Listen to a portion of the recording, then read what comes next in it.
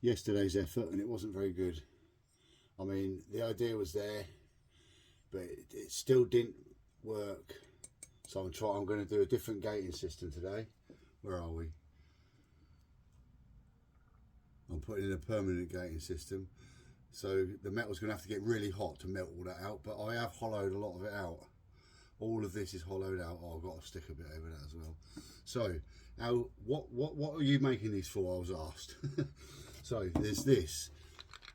You're aware of this thing. Have you seen this sort of thing before? There's no joins. It's not glued together. And it's like, how the heck did you get that in there? Yeah. So, well, you carved that in there. And if you look through my videos, you'll see me doing one of these. Okay. And then I thought,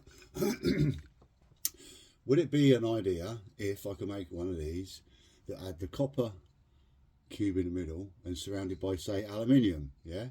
So you could cast the copper inside the aluminium.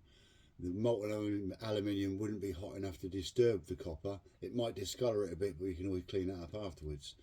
So that is what I was trying to do. That's what I'm trying to do. I've got close so far.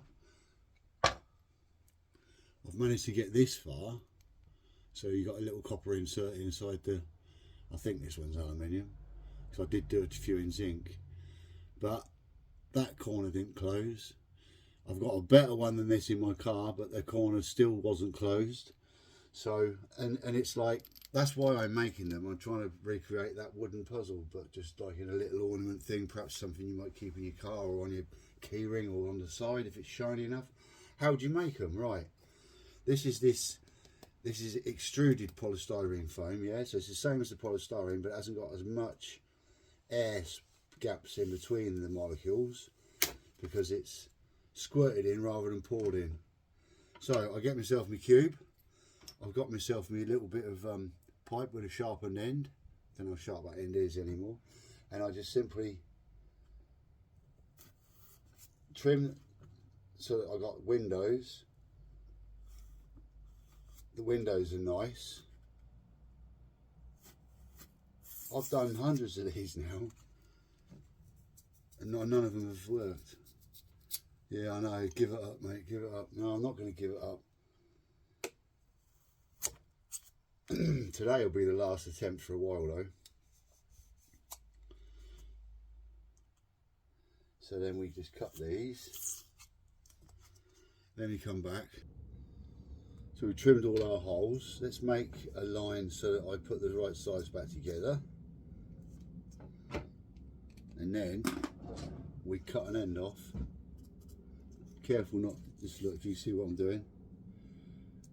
Not cutting into that form there if I can help it. And trying to keep away from these edges as well.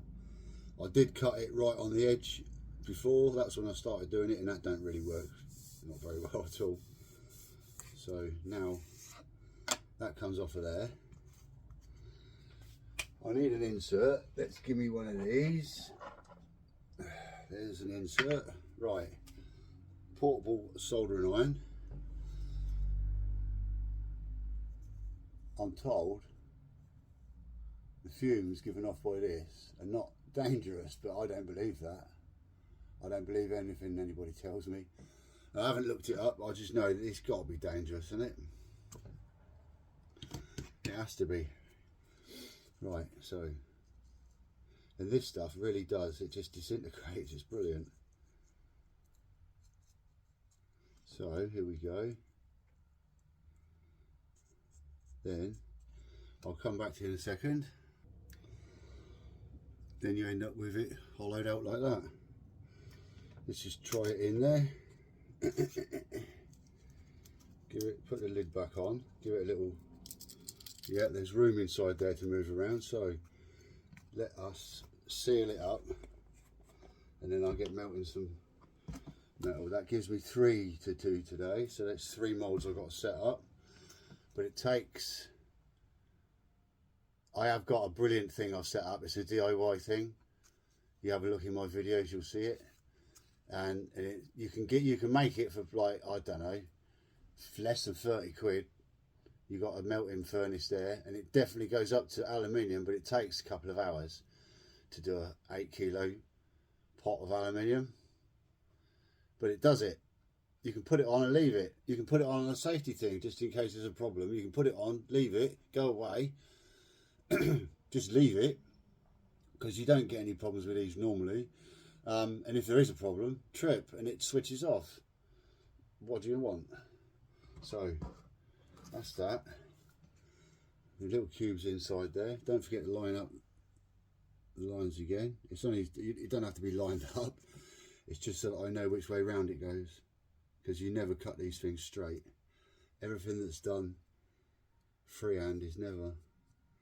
So, and then when you do, you put the hot metal onto this. I mean, I've got to fill the cavity inside around the cube inside there with more sand, so that it doesn't, the actual cavity itself don't fill up. That would be ridiculous, wouldn't it?